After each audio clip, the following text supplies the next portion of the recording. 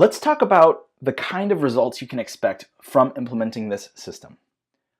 First of all, how much time and energy should you expect to invest?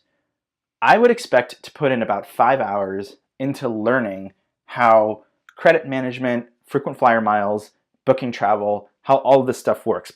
First by studying this course, as well as taking a few other steps. Then there's a few things that you need to set up before you can get started. All of this, I think, would take about 5 hours.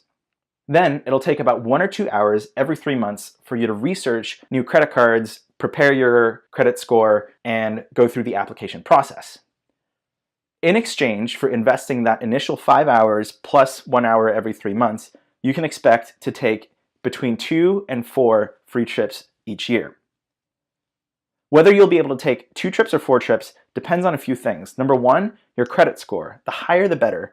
Having higher credit scores will mean you can get approved for more lucrative sign-up bonuses. Number two is whether or not you can get your rent put on your credit card. If you can, that's a big plus that'll make this system easier.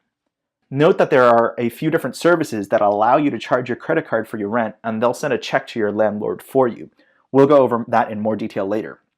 Factor number 3, your monthly expenses. The higher your monthly expenses, the more free trips you'll be able to take because the more money you'll be able to put on your credit cards. Note that I am not encouraging you to increase your spending. I'm just letting you know what the factors are. Number 4, time investment. By default, the system that I'm teaching and the system that I personally use only requires a couple hours every 3 months to keep up. But if you want to invest more time, you can earn a lot more miles. Generally, this will involve signing up for more credit cards and finding more creative ways to meet those spending requirements. I'll explain more about how this works later. If you're willing to put in more time, you can definitely increase the miles that you're earning and increase the number of trips you're able to take. For the most part though, I recommend just sticking to the system that's outlined here because this is the simplest way to do it until you've earned your first flight or 2. After that, you can scale the system up or down according to your travel goals and your lifestyle. But in the beginning, I recommend not getting too complicated. Just do this in a really straightforward way and get your first flight or 2 under your belt. Now let's talk about timeline. The system does take a little while to get off the ground, but it doesn't have to. The soonest you can expect to take your first flight is probably within 2 months.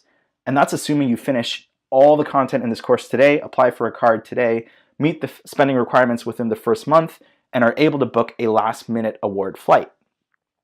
This is probably not the most realistic scenario. More realistically, you will probably spend the first 3 to 6 months focused on just earning the miles, and then after you earn the miles, you'll book your first flight after that.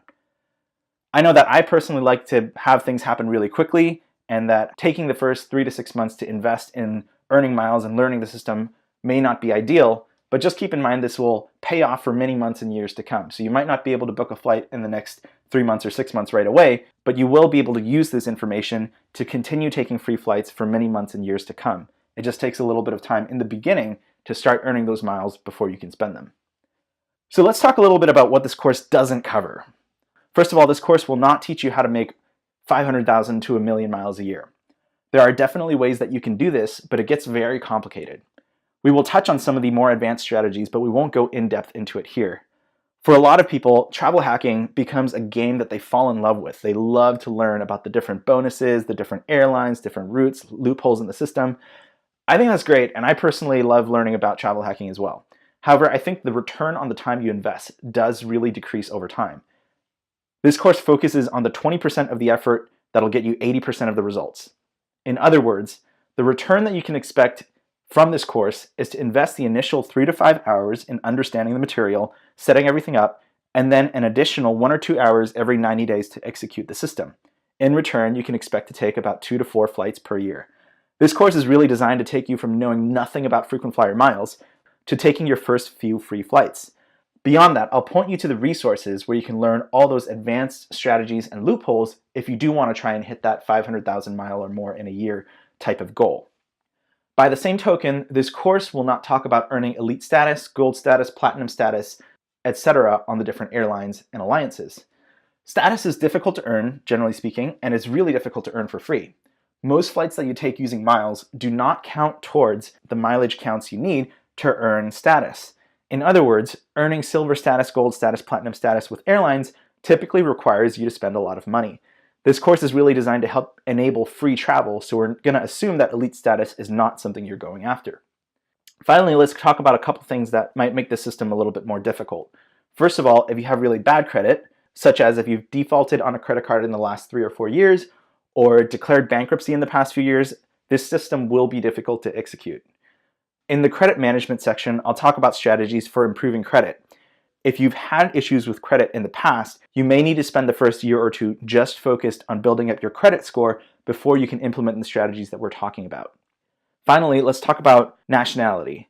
This system works for people with US or Canadian citizenship.